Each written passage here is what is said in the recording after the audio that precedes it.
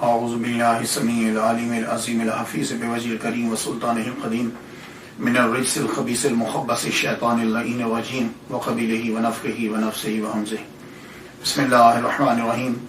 تمام نبیوں کے سردار حضرت محمد صلی اللہ علیہ وآلہ وسلم اور تمام مذاہب کے سردار دین اسلام کے پیروکاروں، السلام علیکم ورحمۃ اللہ وبرکاتہ۔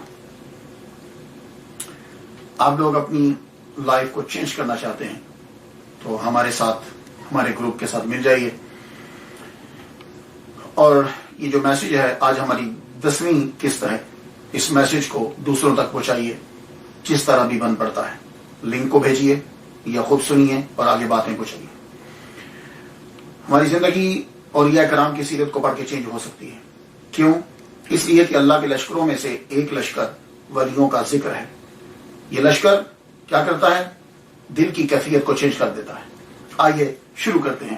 آج کا ہمارا ٹاپک جو ہے وہ جعفر بن یونس، مراد میری المعروف حضرت ابو بکر شبلی رحمۃ اللہ علیہ۔ شیخ شبلی یہ تو سنا ہوگا۔ نام، اصل نام ان کا جعفر بن یونس ہے، اور یہی ان کی تعویذ پر، یعنی قبر جسے کہتے ہیں، اس کے اوپر یہی نام لکھا ہے، اور ابو بکر شبلی کے نام سے مشہور ہوئے۔ گفتگو آگے بڑھانے سے پہلے ضروری ہوتا ہے کہ نام پہ گفتگو ہو جائے، بڑا اچھا لگتا ہے۔ آدمی کے پاس نالج میں اضافہ ہوتا ہے کہ مجھے نام کی میننگ آتے ہیں۔ کبھی آپ نے دیکھا ہے کہ اگر آپ کو آپ کے نام کے میننگ آتے ہوں تو زیادہ خوشی ہوتی ہے۔ جعفر بن یونس لیکن مشہور ہوئے حضرت ابو بکر شبلی۔ اب ابو بکر کنیت ہے۔ کنیت جو ہوتی ہے یہ کئی وجوہات سے پڑتی ہے۔ یا تو بیٹے کا نام ہوتا ہے ابو القاسم، یا تو بیٹے کا نام ہوتا ہے تو کنیت رکھ لی جاتی ہے، یا کوئی محبوب چیز ہوتی ہے، جیسے ابو ہریرہ، بلی محبوب تھی ابو ہریرہ، یا کنیت بزنس کی وجہ سے ہو جاتی ہے۔ یاد رکھیے، بزنس ہوتا ہے، اس کا تعلق اس شے کے ساتھ بڑا ہوتا ہے تو کر دی جاتی ہے۔ بکر کہتے ہیں جوان اونٹ کو، اونٹ کیمل، جوان اونٹ کو بکر کہتے ہیں۔ تو وہ جو بکر ہے تو جوان اونٹوں کی، جس کے پاس جوان اونٹ ہوں یا وہ اونٹوں کے بارے میں نالج رکھتا، دونوں لحاظ سے تو بڑے امیر رہے ہیں۔ حضرت شیخ شبلی رحمۃ اللہ علیہ بڑے زبردست امیر آدمی تھے، غریب آدمی نہیں ہے۔ چاچا حاکم، ابا حاکم، خود حاکم، یا چچا جو ہیں وہ الیگزینڈریا میں حاکم رہے، اور ابا یہ خلیفہ کے درباروں کے سردار ہیں، چیف ہیں، ہیڈ ہیں، اور خود بھی نہاوند کے حاکم رہے۔ تو بھئی ہو سکتا ہے کہ اونٹ جو ہیں یہ پالتے ہوں، اور ویسے یہ بھی ہو سکتا ہے کہ کیونکہ آپ کے جو شاگرد ہیں ایک ہی شاگرد، ان کا نام بھی ابو بکر ہے، بکر ہے ان کا، ابو بکر، شاید ہو سکتا ہے ان کی وجہ سے، خیر جو بھی، لیکن آپ ذرا میننگ سے تعلق رکھیں۔ ابو بکر جوان اونٹوں کو رکھنے والا یا جوان اونٹوں کو پالنے والا، جوان اونٹوں کی بارے میں علم رکھنے والا۔ شبلی، آپ کا نام شبلی کیوں ہے؟ تو شبلی کی بھی لوگوں نے کئی ریزنز بتائی ہیں، لیکن ایک ریزن یہ ہے کہ آپ جس کریا میں رہتے تھے، یہ محلہ ہوتا ہے جو کاؤنٹی جس میں رہتے تھے آپ، وہ شبلہ، اس کا نام شبلہ تھا تو اس سے پڑ گیا شبلی۔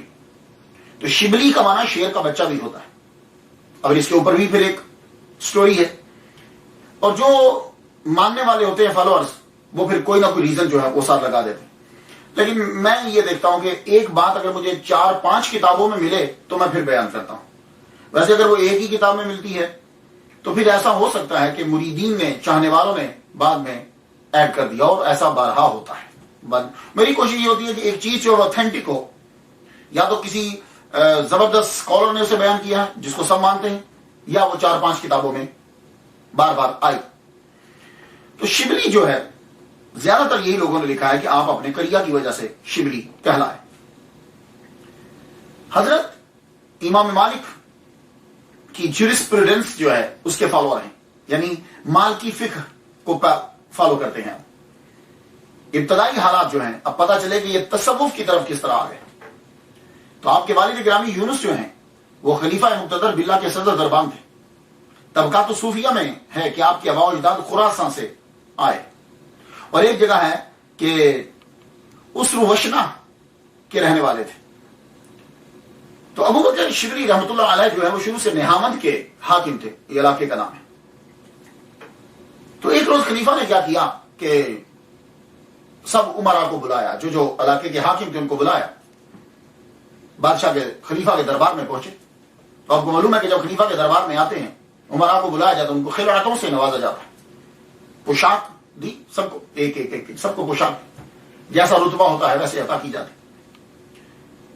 جعفر بن یونس حاکم نہامند یعنی ابو بکر شبلی رحمۃ اللہ علیہ, ان کو بھی خلعت دی گئی. اب جب دربار برخاست ہوا اور سب جانے لگے عمرا, تو آپ جب دربار سے باہر نکلے تو آپ کو چھینک آ گئی. چھینک جب آتا ہے تو آدمی, چھینک آنے کے بعد آدمی کی کوشش یہ ہوتی ہے کہ اس کو چھینک کو دبایا جائے, کیونکہ یہ جو چھینک ہے یہ 100 مائل پر آور کی رفتار سے نکلتی ہے. 100 مائلز پر آور کی رفتار, اور اگر یہ چھینک نہ آئے تو یا یہ اوپر خراب کر دے گی یا نیچے خراب کر دے گی. تو اللہ تعالیٰ کی بڑی نعمت ہوتی ہے, بڑا احسان ہے یہ جو چھینک کا آنا ہے. تو اس لیے جب چھینک آتی ہے تو ہم اس پہ الحمدللہ کہتے ہیں, اور جو سننے والا ہے وہ یرحمک اللہ کہتا ہے. لیکن یہ بات یاد رکھیے گا, اگر آپ نے الحمدللہ نہیں کہا تو پھر وہ سننے والا یرحمک اللہ نہیں کہے گا. اس کے لیے حکم ہے کہ تو یرحمک اللہ مت کہے, کیونکہ اس نے الحمدللہ نہیں کہا. امریکہ کے اندر بھی میں نے اکثر دیکھا ہے جب کوئی چھینکتا ہے تو انگریز اس کو کہتے ہیں bless you, bless you, bless you بولتے. ہمارے یہاں الحمدللہ پہلے یہ کہتا ہے اور پھر دوسرا آدمی یرحمک اللہ کہتا ہے. اور حضور صلی اللہ علیہ وآلہ وسلم کسی کپڑے میں چھپا لیتے تھے منہ, یہ بات یاد رکھیے. تو جو ہی جعفر بن یونس المعروف حضرت ابوبکر شبلی رحمۃ اللہ علیہ نکل رہے ہیں تو ایک دم سے آستین کو یوں آگے کر لیا. آستین کو جب آگے کیا تو ایک حاسد نے جا کے دربار میں خلیفہ کو شکایت لگا دی کہ آپ نے کس آدمی کو خلعت سے نوازا ہے کہ اس نے تو آپ کی خلعت کی توہین کر دی ہے. اس نے کیا کیا ہے, اس نے اس آستین کے ساتھ ناک کو پوچھا ہے. خلیفہ غصے میں آ گئے, بلایا, واپس آؤ, تم اس قابل نہیں ہو کہ تمہیں یہ خلعت دی جائے, پوشاک دی جائے, واپس کرو اسے. تم نے اس کے ساتھ ناک پوچھا. آپ واپس آئے, آپ نے استعفیٰ بھی دے دیا.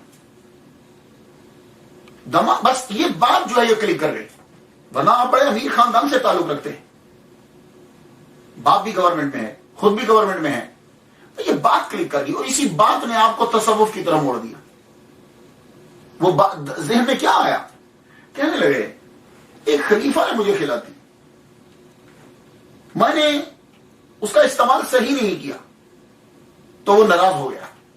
تو وہ ساری کائنات کا مالک جو بادشاہوں کا بادشاہ ہے, اس نے ہمیں یہ جسم دیا ہے, اس نے ہمیں روح دی ہے, اس نے ہمیں یہ سب چیزیں دی ہیں, تو ہم کہاں صحیح استعمال کر رہے ہیں, تو اس کا ہم پر غضب کتنا ہوگا اگر ہم نے اس کا صحیح استعمال نہ کیا.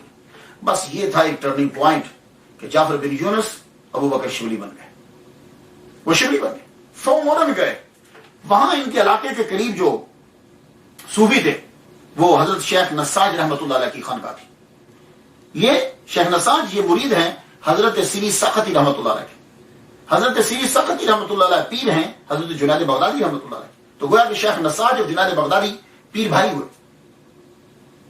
وہاں جب پہنچے تو یہ حضرت پیر شیخ نساج رحمۃ اللہ علیہ افریقن تھے, کالا ان کا رنگ تھا. حج کرنے کے لیے جا رہے ہیں, بوسیدہ کپڑے پہنے ہوئے. ایک آدمی نے دیکھ لیا, کہنے لگا خیر, بلایا, تم غلام ہو نا. اب یہ اس وقت پتہ نہیں کس کا فکر پہ تھے. وہ پوچھ رہا تم غلام ہو, یعنی جیسے اصلی غلام جو ہوتے ہیں. تو آپ کہہ رہے ہاں میں غلام ہوں, یعنی اللہ کا, اپنے مالک کا غلام ہوں. تم بھاگے ہو اپنے آقا سے. کہا ہاں میں بھاگا ہوا ہوں. دونوں گفتگو ایک ہے لیکن دونوں میں سمجھنے میں اور معنی میں فرق ہے. تم اپنے مالک سے بھاگے ہو, ہاں اپنے مالک سے بھاگا ہوا ہوں. میں تمہیں تمہارے آقا کے پاس لے چلتا ہوں. کہنے لگے ہاں, بڑے عرصے سے آرزو تھی کہ مجھے کوئی میرے آقا کے قریب کر دے. چلو پھر. وہ ان کو پکڑ کے گھر لے گیا. گھر لے جا کر لگا یہاں رہو میرے پاس, یہ کام کرو, یہ تم کپڑا بننا میں تجھے سکھا دیتا ہوں, تم کپڑا بنا کرو. تو اس کے بعد نساج آپ کا نام مشہور ہو گیا کپڑا بننے میں. آپ نے اپنا نام نہیں چینج کیا, اصل نام آپ کا تھا ابو الحسن محمد بن اسماعیل, لیکن مشہور ہوئے خیر نساج کہنے لگے ایک مسلمان نے میرا نام رکھا تھا خیر، تو بس میں اب نام چینج نہیں کرنا چاہتا. لیکن آپ تقوی میں اتنے بڑے ہوئے تھے، زہد میں، عبادت میں اتنے بڑے ہوئے تھے کہ اس کو معلوم ہو گیا کہ مجھ سے بہت بڑی غلطی ہوگی، اس نے پھر ان کو چھوڑ دیا. تو یہ ہے خیر نساج رحمت اللہ علیہ. ان کے پاس جب حضرت شبلی رحمت اللہ علیہ جاتے ہیں تو وہ جب بھی کبھی محفل میں بیٹھتے تو جنید بغدادی رحمت اللہ علیہ کی بات وہ ضرور کرتے. ظاہر ہے پیر کے بھانجا ہیں اور اللہ نے مقام بھی بڑا دیا ہے، تو بیٹھتے تو ان کی بات جو ہے وہ ضرور کرتے. جب تذکرہ کسی کا چلے تو پھر شوق تو اٹھتا ہے. حضرت نساج رحمت اللہ علیہ نے دیکھا کہ شبلی ملنا چاہتا ہے جنید بغدادی رحمت اللہ سے، ان کے پاس جانا چاہتا ہے. تو ایک دن خود ہی کہنے لگے جاؤ میں تمہیں جنید بغدادی رحمت اللہ علیہ کے پاس بھیجتا ہوں، تم وہاں چلے جاؤ. اب یہ وہاں سے بغداد آتے ہیں تو حضرت شبلی رحمت اللہ علیہ حضرت جنید بغدادی رحمت اللہ علیہ کے پاس پہنچے. حضرت شبلی جنید بغدادی رحمت اللہ علیہ سے 29 سال چھوٹے ہیں، 29 years younger ان سے. ان کے پاس آئے تب حضرت جنید بغدادی رحمت اللہ علیہ بڑھاپے میں قدم رکھ رہے ہیں. ان کے پاس آئے تو آتے ہی کہا میں آپ کا مرید بننا چاہتا ہوں، میں آپ کی صحبت میں رہنا چاہتا ہوں. آپ نے فرمایا اچھا. دیکھا سب حالات معلوم ہوئے، آپ سمجھ گئے کہ یہ تو حاکم رہے ہیں. آپ کو معلوم ہے کہ حاکم کے اندر ایک کیا سوچ ہوتی ہے، اور باپ بھی گورنمنٹ میں، چچا بھی گورنمنٹ میں. تو یعنی اب ان کی تربیت کرنا ایک انتہائی مشکل کام ہے. اور جس میں خاندانی جو حاکم رہا ہو اس کے اندر میں زیادہ ہوتی ہے. تو حضرت جنید بغدادی رحمت اللہ علیہ اب اس میں کو کس طرح ختم کرتے ہیں. اللہ اکبر جل شانہ. قربان جائیں ان پیروں پر بھی اور ان مریدوں پر بھی. پیر کے پاس آئے، بیٹھے، ایک ماہ گزر گیا. ایک ماہ گزر گیا، حضرت جنید بغدادی رحمت اللہ علیہ نے کوئی توجہ ہی نہیں دی. ملتے سلام لیتے، خانقاہ میں بیٹھے ہو، ٹھیک ہے. اب نیا جب آدمی کے اندر شوق پیدا ہوتا ہے تو وہ کسی کے بارے میں سنتا ہے تو اس کے بارے میں کچھ اس کے خیالات ہوتے ہیں. تو آپ قریب آئے.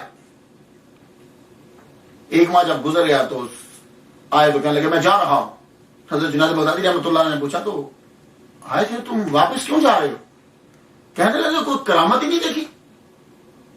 میں تو بڑا سن کر آیا تھا، آپ کی شروع تو بڑی سنی تھی، پورا ماہ گزر گیا میں نے کرامت ہی نہیں دیکھی.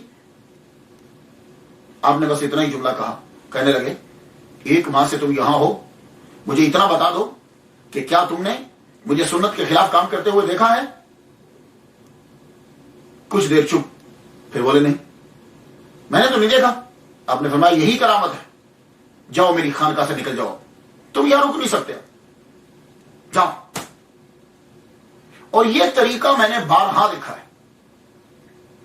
ولی جب کسی کو سمجھانا چاہتا ہے پیر تو وہ توجہ ہٹا لیتا ہے. توجہ ہٹانے سے میں نے اگنور کرنا. یہ آپ اگر پڑھیں گے بہت سے بزرگوں کی، ایون کہ خواجہ عبد القادر جیلانی رحمۃ اللہ علیہ، آپ کو معلوم ہے وہ جن کی محفل میں بیٹھا کرتے تھے، جنہوں نے عشق کی چنگاری کو ابھارا تھا. پہلے تو بڑے پیار سے ملتے تھے، پھر توجہ دینی چھوڑ دی، اگنور کرنا شروع کر دی. وہ سمجھتے ہیں کہ کس طریقے سے تربیت کرنا ہے. کہا جاؤ میری خانقاہ سے نکل جاؤ. حضرت شبلی رحمۃ اللہ علیہ باہر پھرتے رہے، کبھی جنگل میں کبھی کہیں. کچھ دنوں کے بعد پھر آ گئے، آ کر سلام لیا. انہوں نے ہاتھ پکڑ کے سلام کا جواب تو دے دیا، یہ نہیں کہ سلام کا جواب نہیں دیا، ہاتھ پکڑ کے جھڑک دیا جاؤ. وہ پھر بیچارے خانقاہ سے چلے گئے. باہر کتنا عرصہ گزارا، پھر کچھ دنوں کے بعد پھر واپس آ گئے. سلام لیا، سلام، انہوں نے سلام جواب تو دیا، ہاتھ جھڑک دیا جاؤ. وہ بیچارے پھر چلے گئے.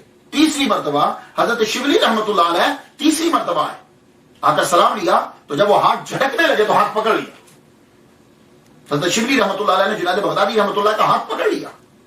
کہنے لگے پیر آپ تو کہتے ہو کہ میں سنت کے خلاف کام نہیں کرتا، تو یہ ہاتھ جھٹک دینا کون سی سنت ہے؟ کچھ جملے عجیب सर कर जाते हैं। शायद आपने कभी अपनी लाइफ में गौर किया हो। तो शिबली रहमतुल्लाह अलैह ने जब ये कहा तो हज़रत जुनैद बगदादी रहमतुल्लाह कहने लगे, तुम्हारी तरबियत में एक अहम उनसर है, हुकूमती जरासीम है। इसको मैं खत्म करना चाहता हूं कि ये तुम्हारे अंदर से खत्म हो जाए। अब जिस तरह मैं तुम्हारी तरबियत करूंगा, जो मैं तुम्हें हुक्म दूंगा, तुम वैसा ही करोगे।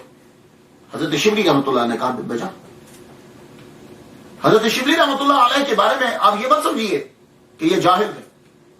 आपने दरसे हदीस, दरसे कुरान, मुअत्ता इमाम मालिक, आपको पूरी जुबानी याद है।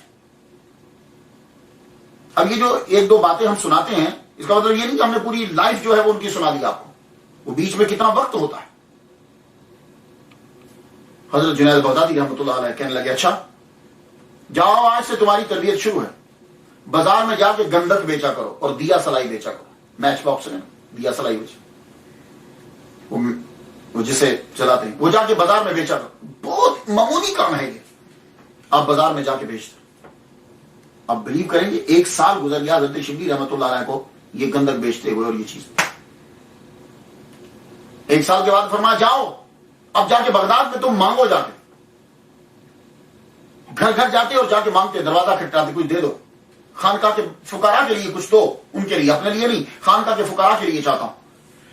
एक साल तक किसी एक सिंगल आदमी ने भी हजरत शिबली रहमतुल्लाह अलैह को भीख नहीं दी। एक साल गुजर गया तो हजरत जुनैद बगदादी रहमतुल्लाह अलैह कहने लगे, साल के बाद आपको पता तो होता था क्या हो रहा है। बुलाया, कहने लगे, क्या सोचा तूने? कहा, हुजूर क्या करूं, भीख मांगने जाता हूं तो कोई भीख भी नहीं देता। कहने लगे, बस मखलूक के बारे में समझ आ गई कि तुझे वो कितनी इज्जत देते हैं, तुझे मालूम हो गया इस बात का। ये पहला सबक है, सुन लो, मखलूक में तुम्हारी कोई हैसियत नहीं है, ये ज़हन में बिठा। किस तरीके से तरबियत हो रही है और उस मैं को कैसे खत्म किया जा रहा। लिहाजा अहम सबक मुकम्मल हुआ। बाकी जिंदगी याद रखना, मखलूक से वाबस्तगी ना रखना और मखलूक को फौकियत ना देना खालिक के ऊपर। जाओ, ये तुम्हें सबक सिखाना था।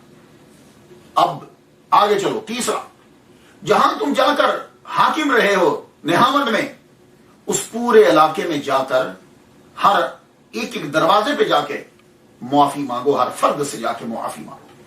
हजरत शिबली रहमतुल्लाह अलैह चले। अब आप तसव्वुर कीजिए, आदमी दूसरी जगह पे जाके तो काम कर लेता है, कैसा भी काम करना हो वो कर लेगा, लेकिन जिस जगह पे उसने अपनी लाइफ गुजारी हो और खास तौर पर जिस जगह में वो हाकिम रहा हो, वहां जाकर दरवाजे पे जाके वो मुआफी मांगे, ये इंसान के लिए इंतहाई मुश्किल हो जाता है। आपने देखा पाकिस्तान के अंदर जब लड़का रहता है, उसे बोलोगे ये काम करो जाके सफाई का, वो अपने घर की सफाई नहीं करता। लेकिन जब वो अमेरिका में आता है, लंदन में आता है, यूरोप में आता है, यहां आकर वो माप फेर रहा है, यहां आकर वो बर्फ को रख रहा है, यहां आकर वो स्टोर की सफाई कर रहा है, यहां आकर वो इवन के फ्लश को भी धो रहा है। अपने बड़ा मुश्किल हो जाता है, अपने मुल्क में बड़ा मुश्किल है, लेकिन दूसरे मुल्क में जाके आदमी काम कर लेता है। तो यहां तरबियत देखिए, हम लोग अपने मुंह खोल देते हैं और ये कराम के बारे में जुमले बोलने लग जाते हैं, ये नहीं देखते कि उन लोगों ने जिंदगी किस तरह गुजारी, अपने नफ्स को कैसे मारा है उन लोगों ने। हज़रत शिबली रहमतुल्लाह अलैह ने जाकर जहां हाकिम थे वहां एक एक घर पे जाकर माफी मांगी कि मैं यहां हाकिम रहा हूं, मुझसे कोई गलती हो गई हो तो मुझे माफ कर देना।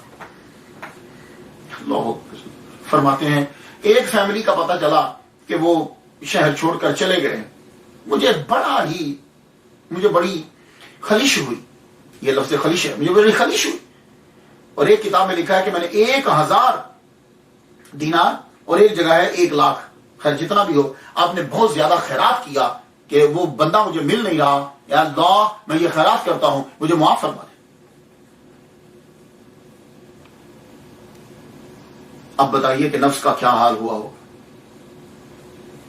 वापिस आए, खानकाह में जब वापिस पहुंचे, अग्यारस की पीर में सबसे माफी मांगा है। कहने लगे, ठीक है, अब तुम्हारी ड्यूटी ये है कि तुम ये खानकाह के फुकारा के लिए जाके लोगों से भीख मांगो, जाओ दरवाजों पे जाओ, अपने नफ्स को और मारा जाएगा। आप जाते, जो कुछ मिलता ला के फुकारा को दे देते। तो एक दिन बिठा के पूछा, ऐ शिबली अब बता नफ्स का क्या हाल है, कितने साल गुजर गए तरबियत में, कहा बता अब नफ्स का क्या हाल है। कहने लगे, खुद को दुनियावी तौर पर मैं इस मकाम पे समझता हूं कि सबसे कमतर मैं इस दुनिया में का बस अब मुकम्मल हो कि जबकि तूने खुद को कमतर, सबसे कमतर समझ लिया, अब बात मुकम्मल हुई। अब बताइए, आज के सारे पीरों के अंदर जाके देख लीजिए, सारे पीरों में क्या ये चीज है कि मैं सबसे कमतर हूं? नहीं। मौलवी की तो बात ही नहीं कर रहे, क्योंकि मौलवी तो अभी तसव्वुफ के गेट के करीब भी नहीं पहुंचा। बात तो उनकी है कि जिनको दावा है कि हम सूफिया है। लोगों ने तसव्वुफ को आसान समझा है। तसव्वुर करो, एक आदमी जिसका आला ओहदा है, चचा भी हाई रैंक, खुद भी हाकिम, दीनी अलूम भी हासिल किए, और पीर कह रहा है जाओ भीख मांगो। 20 साल के करीब आपको हजरत जुनैद बगदादी रहमतुल्लाह अलैह की सोबत मिली है। 20 साल, ये मैंने हिसाब लगाया।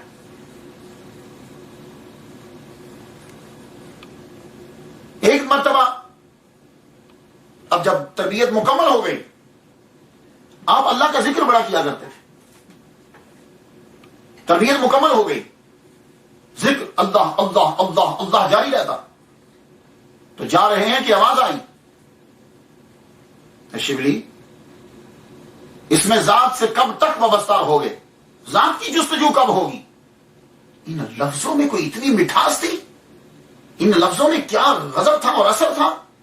बस इश्क के समंदर में गोताजन हो गए, खत। बस उसी वक्त गलबा हाल हुआ और जज्ब की कैफियत आई हो। जुमलों में असर होता है। मैं किसी चीज को किसी चीज के साथ मिलाता नहीं, क्योंकि सामईन जो है वो फिर अपनी पसंद की चीज निकाल लेते। लेकिन अगर पढ़ना चाहते हो तो जाइए, जाके पढ़ लीजिए। जब हुजूर पर पहले जुमले आए थे अल्लाह की तरफ से, तो हुजूर की क्या कैफियत हुई।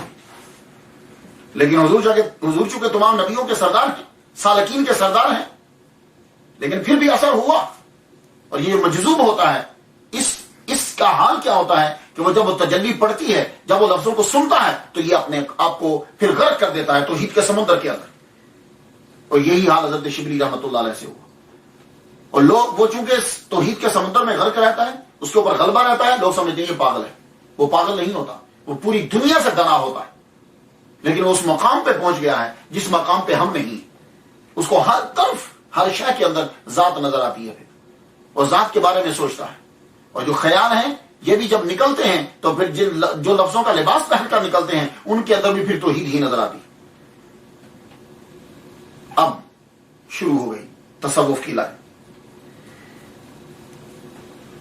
आप हुजरे में, बाद में कहा तय खाने के अंदर बैठकर, और बाद में एक छोटी सी जगह होती थी, बामुश्किल निकल पाते थे, उसके अंदर बैठकर आप मुराकबा किया।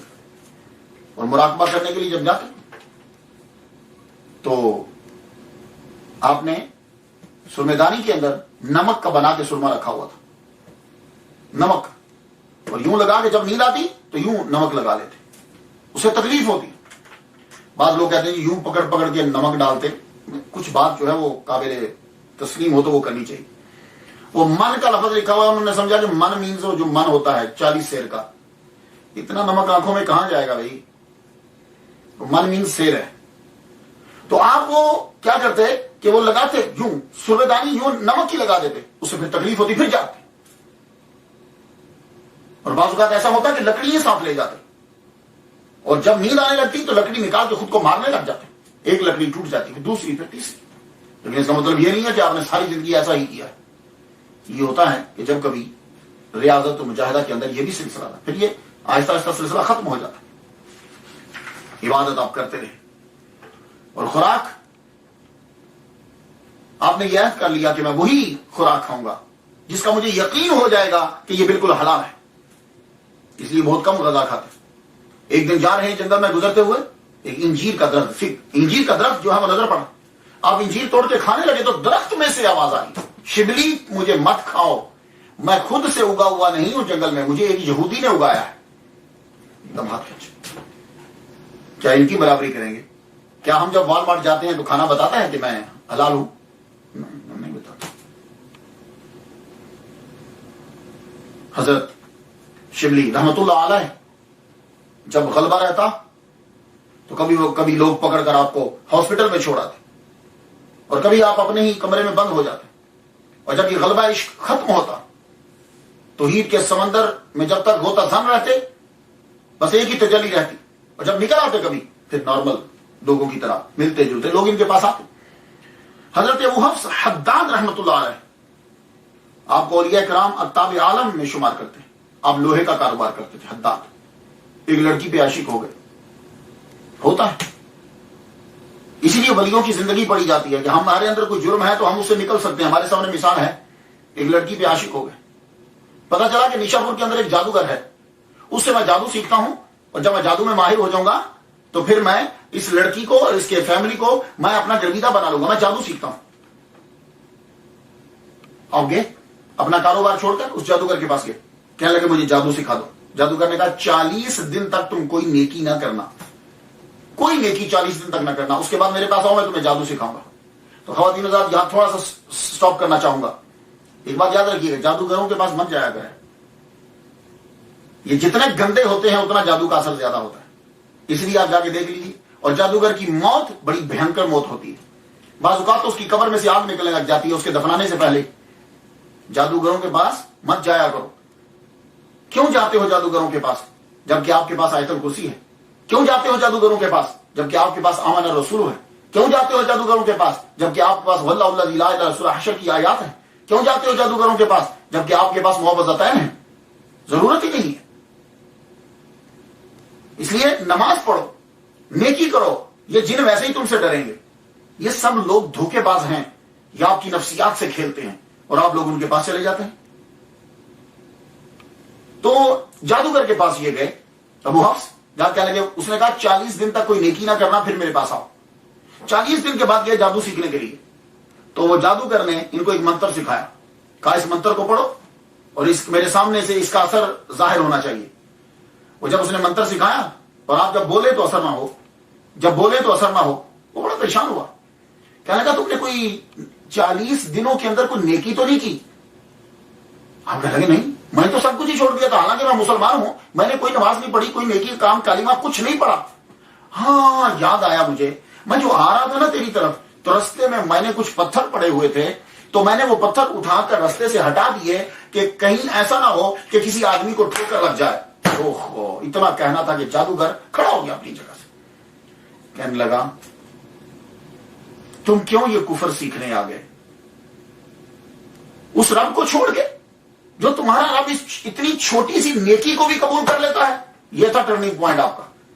تو تب آپ نے سب کچھ چھوڑ دی, لڑکی چھوڑی, سب کچھ چھوڑا, جادو چھوڑا, لوہے کا کام کرتے تھے. رب تعالیٰ کی طرف پھر اس طرح لگے کہ ایک دن جذب کی کیفیت میں آپ نے بھٹی میں سے لوہا خود نکال کر ہاتھ کے اوپر رکھ لی, گرم لوہا ہاتھ کے اوپر رکھ لی اور یوں مارنے لگے. مریدین اور شاگرد دیکھ رہے ہیں. ایک دم سے جب کیفیت ختم ہوئی تو نیچے آپ نے پھینکا, لیکن ہاتھ آپ کا جلا نہیں. یہ گئے حضرت شبلی رحمۃ اللہ علیہ. اصل میں وہ کیا کریں گے, وہ بتانا پڑتا ہے کہ کون آدمی کس کے پاس گیا. یہ وقت کا ولی یہ حضرت شبلی رحمۃ اللہ علیہ کے پاس گئے. حضرت شبلی رحمۃ اللہ علیہ کے پاس یہ مہمان رہے 4 ماہ. 4 ماہ حضرت شبلی رحمۃ اللہ علیہ کے پاس یہ رہے. اور آپ حیران ہوں گے, ہر روز حضرت شبلی رحمۃ اللہ علیہ مہمان نوازی ان کی نئی طریقے سے کرتے, نیا کھانا لاتے, بڑی ضیافت کرتے ان کی. اور ہم لوگ تو میرا 1-2-3 دن کے بعد تنگ آ جاتے ہیں. 4 ماہ تک شبلی رحمۃ اللہ علیہ نے ان کی ضیافت کی, 4 ماہ تک. تو جب 4 ماہ کے بعد وہ واپس نیشاپور جانے لگے تو کہنے لگے شبلی تم نے بڑا تکلف کیا ہے, اب تم ہمارے پاس آنا, ہم تمہیں بتائیں گے کہ ضیافت کیا ہوتی ہے, مہمان نوازی کیا, میزبانی جو ہے وہ کیا ہے, ہم تمہیں بتائیں گے. نے کہا ٹھیک ہے. تو حضرت شبلی رحمۃ اللہ علیہ پھر 39 مریدوں کو لے کر نیشاپور پہنچے ابو حفص حداد رحمۃ اللہ علیہ کے پاس. 39 وہ خود یہ 40 آگے انہوں نے ان کا استقبال کیا. 41 شمیں جلائیں, 41 شمیں جلائیں حضرت شبلی رحمۃ اللہ علیہ کے استقبال کے اندر. حضرت شبلی رحمۃ اللہ علیہ نے کہا آپ تو کہتے تھے کہ تکلف نہیں کرنا چاہیے, تو باقی چیزیں تو چھوڑو, یہ 41 شمیں آپ نے جلا دی. کہنے لگے دیکھو تم سمجھتے ہو کہ یہ اسراف ہے تو اٹھ کے بجھا دو, اٹھو بجھاؤ. حضرت شبلی رحمۃ اللہ علیہ نے بڑی کوشش کی, ایک شمع کے علاوہ کوئی شمع وہ بجھا نہ پائے. تو حضرت ابو حفص کہنے لگے وجہ یہ ہے, یہ ہم 41 تھے, میں اور تم 4, میں نے تم لوگوں کے لیے 40 शमें जो है वो जलाई, एक मैंने अपने लिए जलाई थी, तो जो मैंने अपने लिए जलाई वो बुझ गई, और जो मैंने तुम्हारे लिए जलाई मतलब अल्लाह की रजा की खातर जो मैंने जलाई थी वो नहीं बुझी। इसलिए ये इसराफ नहीं है, ये तकल्लुफ नहीं है, क्योंकि मैंने जो काम किया वो अल्लाह की रजा की खातर किया। अल्लाह अकबर जल्ल शअन। हज़रत शिबली रहमतुल्लाह अलैह तकरीर शुरू कर दी आपने। औलिया किराम वाज़ भी तो फरमाते हैं, इतना इल्म सीखा था, तकरीर फरमा रहे हैं।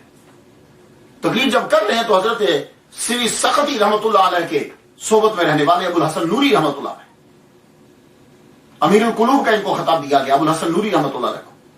और नूरी इनको क्यों कहा जाता है? नूरी इसलिए कहा जाता है कि जब रात को इबादत करते तो कमरे में कोई आग नहीं होती थी, लेकिन पूरा कमरा मुनव्वर होता था। हमें तो लाइटें जलाना पड़ती हैं, लाइट्स जलाना पड़ती हैं, और जब कभी अंधेरे में गुफ्तगू करते थे तो जो लफ्ज निकलता साथ लाइट निकलती, इसलिए आपका नाम पड़ गया अबुल हसन नूरी।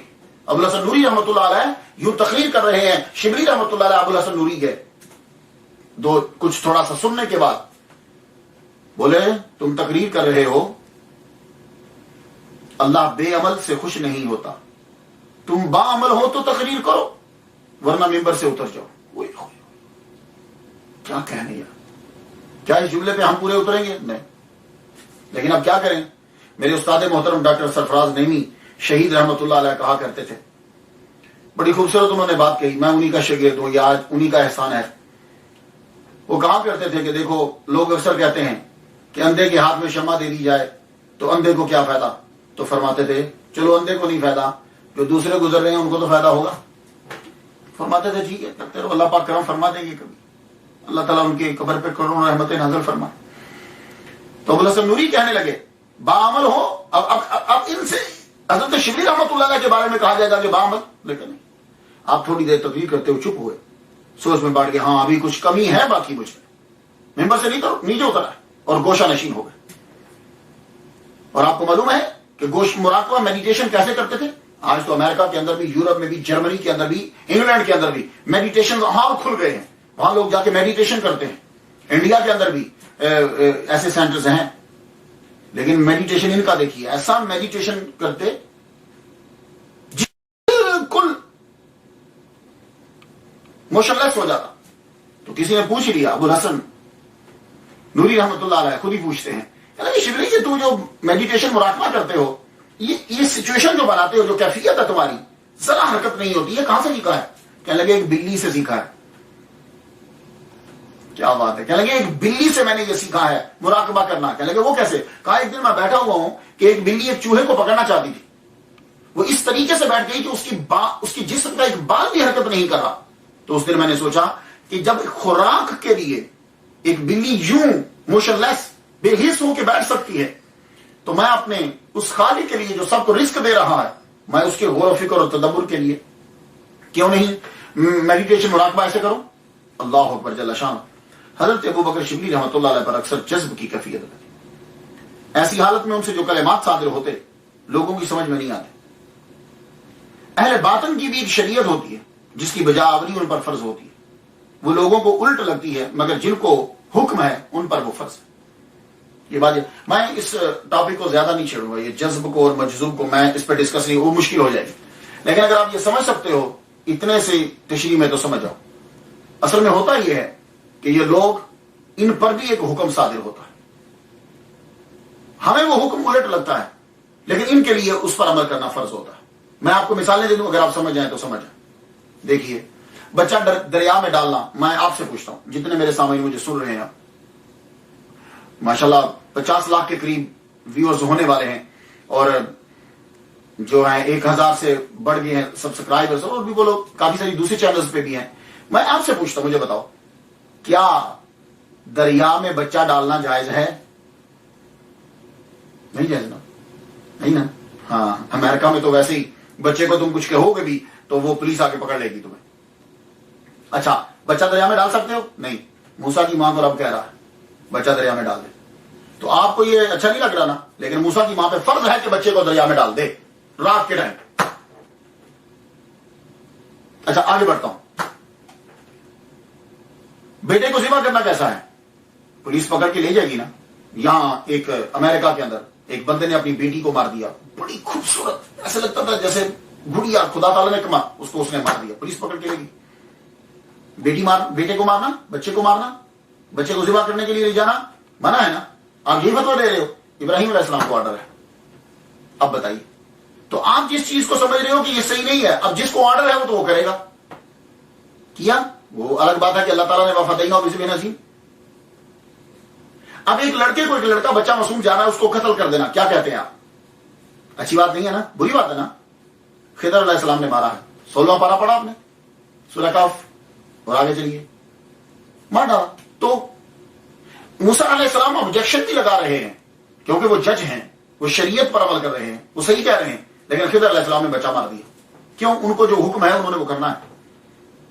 किसी चीज को तोड़ना, आप रास्ते में जा रहे हैं, किसी का दरवाजा तोड़ दें, अच्छा लगेगा? नहीं। खिदर अलैहिस्सलाम कश्ती तोड़ रहे हैं, उनको हुक्म है। मेरा ख्याल है कि आप अगर गौर करेंगे तो मेरी बात को समझ जाएंगे। बहुत मुश्किल है ये, मैंने काफी किताबों की स्टडी की है, मैं इसको आपको समझा पाऊं ये जज्ब क्या है ये, लेकिन इससे आसान लफ्ज मैं नहीं समझा सकता, आपको दे सकता मिसाल। आप ठीक हो, लेकिन उनको जो हुक्म हो रहा है उन्होंने उसके मुताबिक काम जो है वो करना है। अब होता क्या है कि जब कोई सूफी तसव्वुफ इख्तियार करता है, उस पर तजल्ली पड़ती है। जब वो तजल्ली पड़ती है तो बास तो उसको जज्ब कर लेते हैं, और बास क्या होता है कि वो तजल्ली जब उस पर पड़ती है वो उसको इतना अच्छा लगता है कि वो खुद को उसी समुद्र में गर्क कर लेता है। तो वो गहराई में जब चला जाता है तो ऊपर देखता है तो पानी, साइड पे देखता है तो पानी, इधर देखता है तो पानी, सामने देखता है तो पानी, नीचे देखता है तो पानी, हर तरफ पानी ही पानी। तो यही मजजूब की कैफियत होती है। उसको चार नहीं 6 अतराफ में रब की तजल्ली ही नजर आती है और रब ही रब नजर आता है, बस ये है। तो अब उससे जो लफ्ज निकलेंगे, जो वो गुफ्तगू करेगा, हर एक के अंदर तौहीद होगी। ये बात याद रखिए। वो तौहीद का गलबा इतना हो जाता है कि वो फिर किसी और चीज को बर्दाश्त नहीं करता। ये मैं आसान, इससे ज्यादा आसान नहीं मैं कर सकता। अब उसकी मिसाल देता हूं।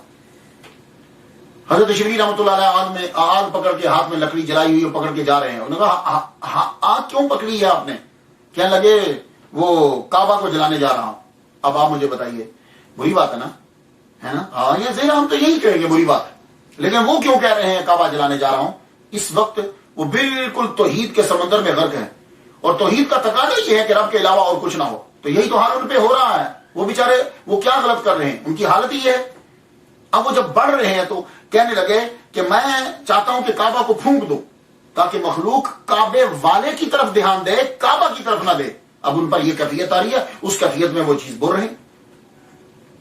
तो ये असल में इस चीज को समझने की कोशिश कीजिए, लेकिन वो जरूरी भी नहीं है। तो अब मैं बताता हूं कि जो जुमले हज़रत शिबली रहमतुल्लाह अलैह से निकले, उनके मुंह से जब हज़रत दाता गंज बख्श रहमतुल्लाह अलैह ने नकल किए, अबू बकर शिबली फरमाते हैं कि तसव्वुफ शिर्क है। कितना बड़ा जुमला है। अब हालांकि कहते रहे हैं कि तसव्वुफ सही है, और अबू बकर शिबली रहमतुल्लाह अलैह कह रहे हैं तसव्वुफ शिर्क है, क्योंकि तसव्वुफ नाम है दिल को गैर की रोयत से बचाना। गैर तो है ही नहीं, गैर तो है ही नहीं, तो तुम कह रहे हो गैर से बचाना, तो तुम अल्लाह के अलावा एक और का वजूद तस्लीम क्यों कर रहे हो? ये शिर्क है। अब देखिए, अब इन पे ऊपर गलबा है, वो अपनी जगह पे बिल्कुल ठीक है और आप भी ठीक हो, लेकिन क्यों? इसलिए कि आप जिस जाविये से देख रहे हो आपको ठीक है। और वो ये कह रहे हैं कि दिल को गैर की रोयत से बचाना, तुमने एक गैर को भी तस्लीम कर लिया। एक रोज ईद के दिन सियाह लिबास, साहब ने अक्सर आप सियाह लिबास पहनते थे, काला लिबास पहनते थे, फिर छोड़ दिया, ईद के दिन लिबास पहन लिया काला। किसी ने पूछा काला लिबास शिबली क्यों पहना? क्या लगे मातम के लिए पहना है। पूरी मखलूक मर गई है, अल्लाह से गाफिल हो गई है, इसके सोग में पहना। फरमाते हैं दुनिया मोहब्बत का, आखिरत नेमत का मकान है। दुनिया मोहब्बत का मकान, जहां है कि मोहब्बत की जाती है दीन से या जिससे भी, और आखिरत में एहसान होगा, नेमतें मिलेंगी। लेकिन इन दोनों से कल्ब बेहतर है, क्योंकि यह मारफत इलाही का मकान है। अब आप जुमले सुनते जाइए, इन जुमलों से आपको पता चल जाएगा वो किस कैफियत में है और किस जगह पे। एक मर्तबा आपने नए कपड़े पहने और कपड़े पहनकर उतार के आग लगा दी। आप ऐसा करेंगे? नहीं, क्योंकि आप ठीक जगह पे, ठीक है, पहनिए, शुक्र अदा कीजिए। उन्होंने नए कपड़े पहने और पहनकर उतार दिए, उतार के आग लगा दी। किसी ने पूछा बिला वजह माल जाया करना हराम है, क्यों अपने कपड़ों को शिबली आग लगा रहे हो? कहने लगे यार बात तेरी ठीक है, लेकिन क्या करूं, जब ये नए कपड़े पहने तो तवज्जो कपड़ों की जानिब चली गई। ان کپڑوں نے مجھے غافل کر دیا میرے رب سے، میں نے اس کو آگ لگا رہا۔ ہمارا علم کم ہوتا ہے یا ہم تعصب میں ہوتے ہیں تو ہم دوسرے پر اعتراض کر دیتے ہیں۔ میں یہی پوچھتا ہوں کہ سلیمان علیہ السلام نے 300 عربی النسل گھوڑوں کی پاؤں کو کاٹ دیا تھا، کیوں؟ یہ بات تو سب کو یاد ہوگی نا، 300 عربی النسل گھوڑوں کے پاؤں کاٹ دیے تھے، کیوں؟ عصر کی نماز ان کی وجہ سے لیٹ ہو گئی تھی۔ وہ اتنے خوبصورت گھوڑے تھے کہ آپ ان کو دیکھنے میں لگ گئے اور عصر کی نماز جو ہے وہ آگے چلی گئی۔ اللہ تعالیٰ نے پھر آپ نے 300 گھوڑے جب رب تعالیٰ کی رضا میں کاٹ دیے، رب تعالیٰ نے آپ کی خاطر سورج کو پلٹا دیا۔ تو یہی بات ہے، کوئی نئی بات نہیں ہے، کوئی نئی بات نہیں ہے، یہ بات یاد رکھیے۔ مجذوب کی باتیں ہوتی زبردست ہیں، دو وجہ سے لوگ توجہ نہیں دیتے۔ ایک تو وہ انہیں پاگل لگتا ہے، ایک ان کی سمجھ میں نہیں آتی۔ حضرت جنید بغدادی رحمۃ اللہ نے جب حضرت شبلی رحمۃ اللہ کی باتیں سنی تو فرمایا ہم جن چیزوں کو زمین میں دفن کر رکھا ہے، ہم نے جن چیزوں کو، شبلی انہیں برسر ممبر عوام کے سامنے بیان کر رہا ہے۔ تو سالک جو ہوتا ہے نا وہ چیزیں چھپا کے رکھتا ہے، لوگ سمجھتے نہیں، وہ بیان نہیں کرتے، لیکن جو مجذوب ہوتا ہے وہ انہیں باتوں کو بیان کرنے لگ جاتا ہے۔ اور یہی شبلی رحمۃ اللہ علیہ کیا ہے، حضرت جنید بغدادی رحمۃ اللہ علیہ فرما رہے ہیں۔ اور حضرت شبلی رحمۃ اللہ نے جب یہ سنا تو معلوم ہے کیا جواب دیا، کہنے لگے میری باتیں حق کی جانب سے ہوتی ہیں اور حق کی جانب ہی لوٹ جاتی ہیں، شبلی درمیان میں نہیں ہوتا۔ آپ نے فرمایا پھر بھی ان کو بیان نہ کیا کرو۔ عرض کی حضور دنیا داروں اور مطلب پرستوں کے لیے ہماری مجلس میں آنا ہی حرام ہے۔ یہ مطلب پرست جو لوگ ہیں نا، جو عبادت بھی کرتے ہیں کہ ثواب ملے گا، ہماری محفل میں آنا ان کے لیے حرام ہے، یہ چھوڑی۔ ایک شخص نے آ کر حضرت شبلی رحمۃ اللہ علیہ سے کہا کہ حضور میرا خاندان بہت بڑا ہے۔ پھر سن لیجیے، بندہ آتا ہے جناب رزق کی کمی ہو گئی، آپ دعا کیجیے میرا رزق بڑھ جائے۔ فرمانے لگے جن لوگوں کا رزق تیرے ذمہ ہے ان کو نکال دے، اور جن کا اللہ کے ذمہ ہے ان کو چھوڑ دے، کیونکہ وما من دابۃ فی الارض الا علی اللہ رزقها، جتنے بھی زمین پر چل رہے ہیں سب کا رزق اللہ تعالیٰ کے ذمہ۔ اور آپ فرمایا کرتے تھے کہ سورج جب غروب ہوتا ہے تو زرد ہو جاتا ہے، جانتے ہو کیوں؟ اس لیے کہ وہ کمال پہ ہوتا ہے، کمال سے وہ نیچے گرتا ہے تو خوف کی وجہ سے زرد ہو جاتا ہے۔ پھر جب طلوع ہوتا ہے حشاش بشاش ہوتا ہے، تب اس کو مرتبہ مل رہا ہے۔ یہی حال مسلمان کا ہے کہ مسلمان جب دنیا سے جانے لگتا ہے اس کا رنگ زرد ہو جاتا ہے ڈر کی وجہ سے، لیکن جب وہ اپنی قبر سے اٹھے گا تو جس طرح سورج چمکتا ہے ویسے ہی وہ قیامت کے دن اس کا چہرہ منور ہوگا۔ اور آپ کے اوپر چونکہ غلبہ رہتا تھا تو ایک دن بلا اجازت حضرت جنید بغدادی رحمۃ اللہ کے گھر میں چلے، اور آپ کو معلوم ہے کہ یہ 29 سال حضرت جنید بغدادی سے چھوٹے، اور اس کے بعد کافی عرصہ پڑھتے تو تقریباً حضرت جنید بغدادی بہت آخری عمر میں، اور آپ کی زوجہ محترمہ بھی عمر رسیدہ ہے۔ جو ہی اندر داخل ہوئے اس وقت ان کے سر کے اوپر کپڑا نہیں تھا، وہ کنگھی کر رہی تھی، یہ اندر داخل ہوئے تو وہ ایک دم سے چادر لینے لگی، تو آپ نے فرمایا پردہ کی ضرورت نہیں ہے، یہ جس حال میں ہے اس کو نہ جنت کا پتہ اور نہ جہنم کا، یہ دنیا میں ہے ہی نہیں۔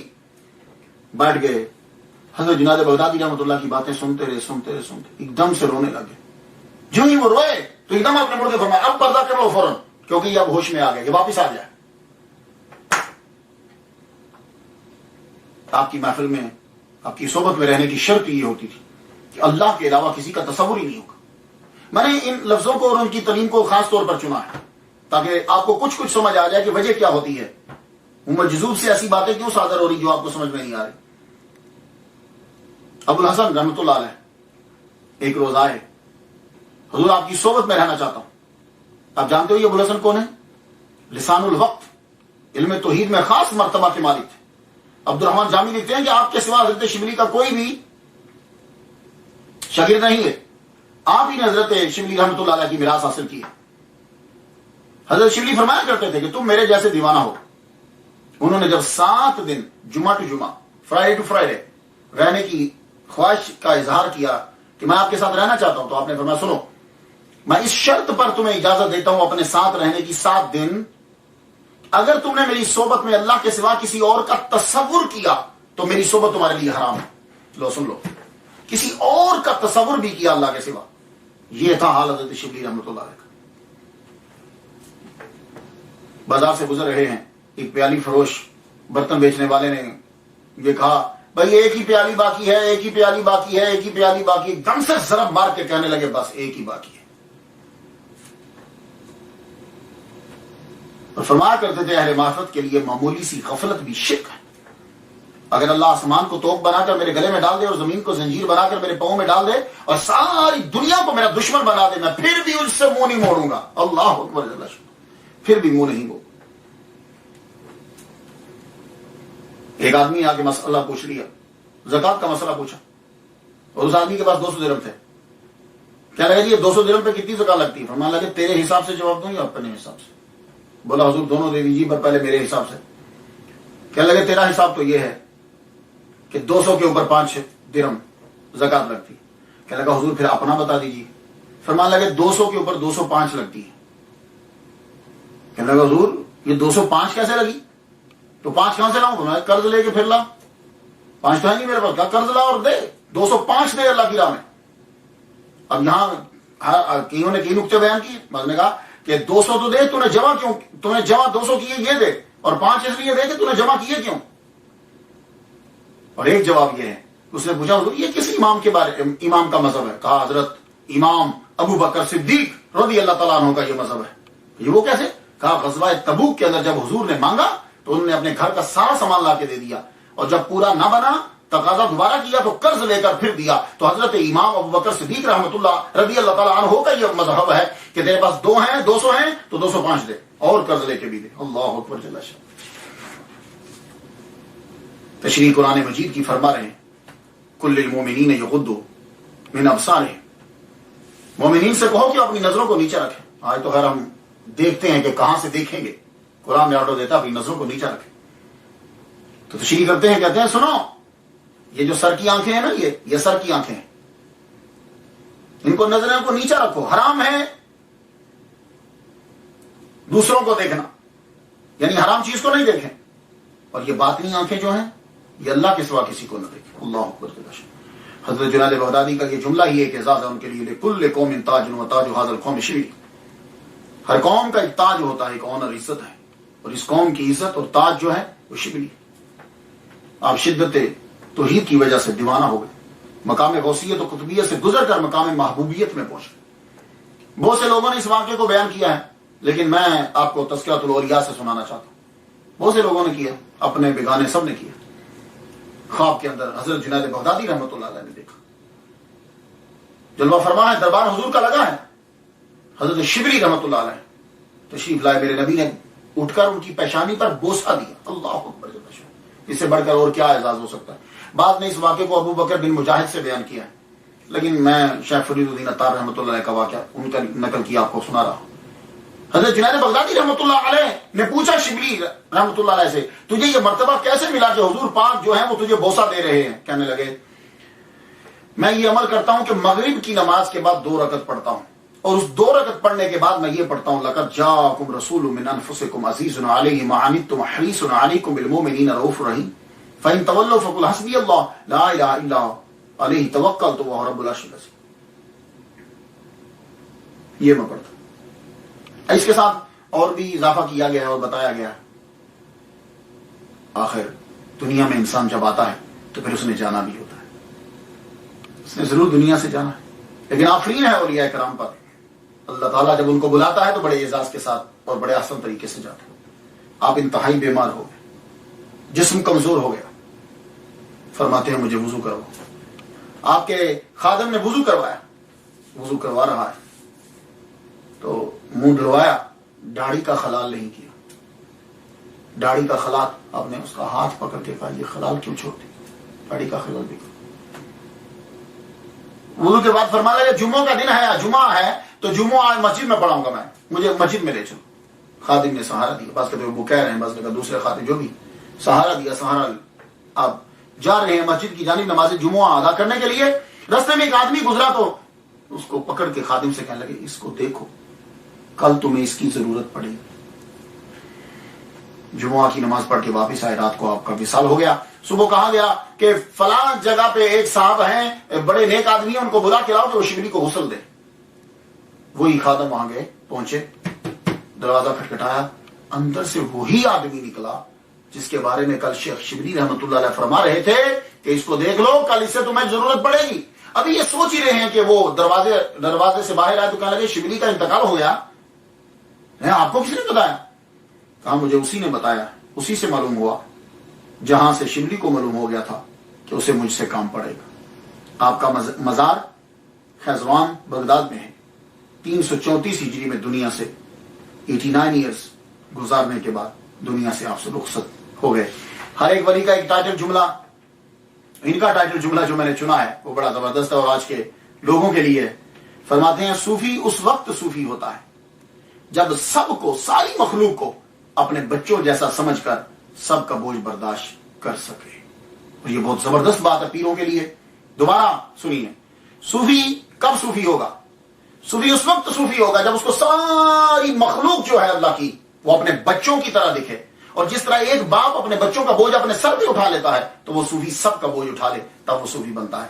میں نے تو ان کے لیے فاتحہ پڑھ دی، آپ بھی ضرور پڑھیے گا اور تعلیمات جو سمجھ میں آئی ہیں وہ آگے تک پھیلائیے گا۔ اجازت دیجیے، وآخر دعوانا ان الحمد للہ رب العالمین۔